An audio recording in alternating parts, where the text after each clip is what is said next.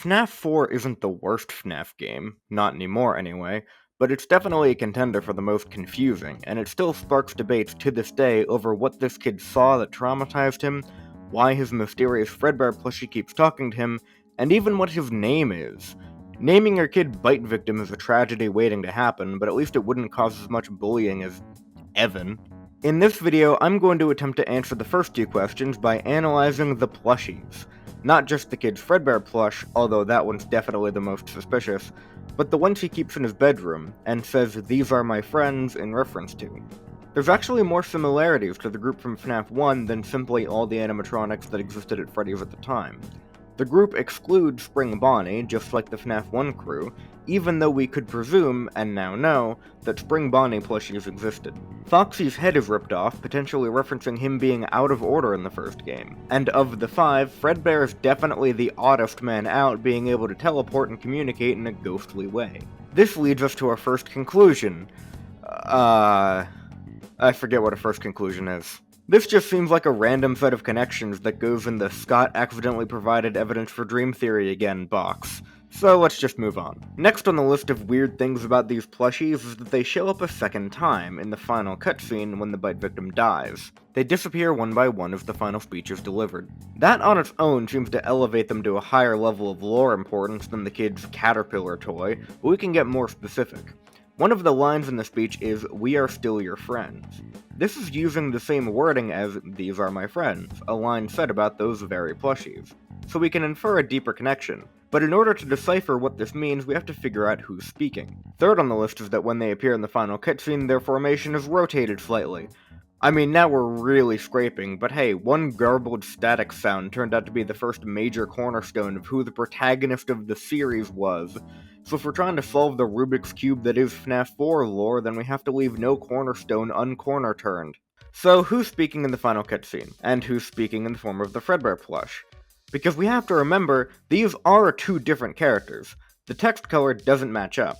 Theorists discovered this back in 2015, but since then quite a few people have just decided that this was actually of very little significance, and the Fredbear plush, or whoever was previously in control of it, is still speaking here. But I doubt that. I don't buy the explanation that the difference in text color is because they're no longer speaking through the plushie, they're speaking directly, because this requires the invention of a new rule about text colors that Scott invented for FNaF 4, used once, and didn't provide any other examples of. It's an exception carved out for this one instance. If Scott had simply made the text color in the last minigame the same as the Fredbear plush, no one would have been confused because the spirit is supposed to be speaking directly now. And yeah, FNaF 4 might have to an extent been confusing on purpose, but I don't think that Scott had changed a text color if not doing that made more sense in every way. That said, I think the identities of both of these entities is clear. The Fredbear plush is Cassidy, and the Night 6 speaker is the puppet. First, the Fredbear plush. A lot of theorists would say that the voice is William, because we see a Fredbear plush right next to monitors displaying the FNaF 4 house in Sister Location's private room, with what appears to be a walkie-talkie, thus suggesting he used physical Fredbear plushies to spy on his son. However, this doesn't necessarily mean that William was the one speaking, and it certainly doesn't contradict the idea of a ghost either possessing these plushies or taking the form of them. I think the Bite Victim would recognize his own father's voice. Fredbear is, according to FNaF World's Foxy Fighters minigame and several depictions afterwards, American, and William is not, or at least wasn't at the time of Sister Location. More importantly though, there's simply no reason to believe this in FNaF 4 and no way to make it work with what we see in the 3 days until the party minigame, where the purple guy actually appears. And, although you have to be quick, it's possible to trigger Fredbear plush dialogue while the purple guy is still on screen, and is currently using both of his hands. So either the Fredbear plush isn't William, or William is screaming, "Don't you remember what you saw?" in an American accent right in front of a fellow employee, all for the purposes of spreading rumors about murders in the pizzeria. I'm not convinced. It seems more likely that Scott accidentally made something that looked like a walkie-talkie but was actually just a camera controller, than that the purple guy was the true identity of the Fredbear plush all along despite everything I just mentioned.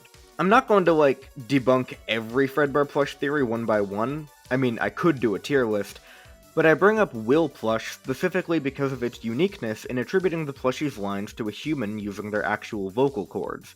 Nearly every other theory attributes it to a ghost. and if it is a ghost, then we know it's Cassidy.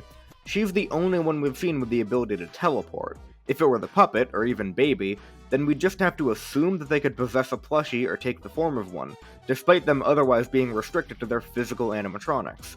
Fredbear is an animatronic, a ghost, with no such restrictions. In fact, Cassidy has a long history of changing her appearance between games to match the state of the other animatronics. In FNaF 1, she was in repair. In FNaF 2, she was withered. Not because someone actually repaired Fredbear between 87 and 93, but because her appearance depends on who else is present. In Sister Location, we get Yendo, who mechanically behaves just like FNaF 1's Golden Freddy, and has yellow eyes, implying this is some sort of funtime version of Cassidy, again, shifting her appearance. So it's entirely possible she'd blend into a crowd of plushies too. Now, who delivers the final speech, ending with the line, "I'll put you back together"? FNaF World, which also isn't the worst FNaF game, features a retelling of this speech being given to the crying child on his deathbed. The new lines explain the setup for FNaF World's non-canon plot, so we can largely ignore that, but after you collect all the clocks, which are literally the setup for the cake minigames in FNaF 3, we get the clock ending, wherein the speech concludes, "We are still your friends. Do you believe that? The pieces are in place for you. All you have to do is find them. Rest."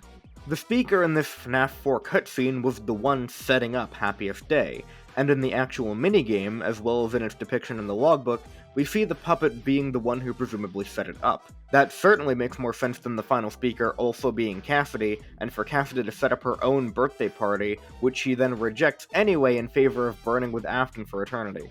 The final speaker's beige text color also matches the puppet's mask better than it matches any other animatronic. The puppet is the final speaker in FNaF 4, who is also the 8-bit Fredbear, but is not the Fredbear plush. FNaF World's 8-bit Fredbear not being the Fredbear plush is a little unfortunate and confusing, but you know what, I'm fine with that conclusion given the alternatives. Therefore, Happiest Day is what's being promised by the line, "I will put you back together," and therefore the "you" being put back together here isn't Cassidy, the one receiving the cake, it's the whole group, all 5 missing children and the bite victim being reunited. This also fits with the odd details about the plushies. The plushies share similarities to the FNaF 1 animatronics because they're representative of the children who went missing and were stuffed into those suits. And they appear in this final cutscene because they represent those children and because their reuniting in Happiest Day is being promised here. When the puppet says, "We are still your friends," she's speaking about the missing children, the victims of his father. So when the bite victim says, "These are my friends," it's likely he means that a lot more metaphorically, and he is in fact speaking about his friends literally being stuffed into and possessing Freddy, Bonnie, Chica, and Foxy. Which then means that the thing he saw that traumatized him is pretty obvious. Those kids going missing. He saw the murder of June 26th at Freddy Fazbear's Pizza, wherein his friends, including the kid who would later speak to him through a plushie, died. This being what he saw always made the most sense to me. If you believe the theory that Cassidy died on her birthday, then it makes sense why the bite victim would specifically be dreading having his birthday at a Fazbear-themed location. He saw a birthday party going wrong. It also explains why he's afraid of the Springlock suits. Him seeing, say, Charlie's death wouldn't prompt such a fear because no suit was used in that murder. Certainly, it would also be strange for the plushies to represent the missing children, as I've just demonstrated, if 1. The Fredbear plush wasn't actually Cassidy speaking, and 2. All these children were still alive. Hell, if the MCI hasn't happened yet by the puppet's speech, "We are still your friends" comes across as a super weird line, like, "Hey, even though you're dying of a head injury, we just want to say that we're not abandoning you because of that, because we're good friends." In conclusion, if we look at FNaF 4 through the lens of the bite victim's plushies and what they represent, it's clear they represent the missing children. The Fredbear plush is Cassidy, and thus their warning to the bite victim is very real. The bite victim saw these kids go missing, and "these are my friends" is meant to be taken symbolically. Thus, bullying ensued because of his fear of the restaurant, and especially his name being Evan, which it isn't.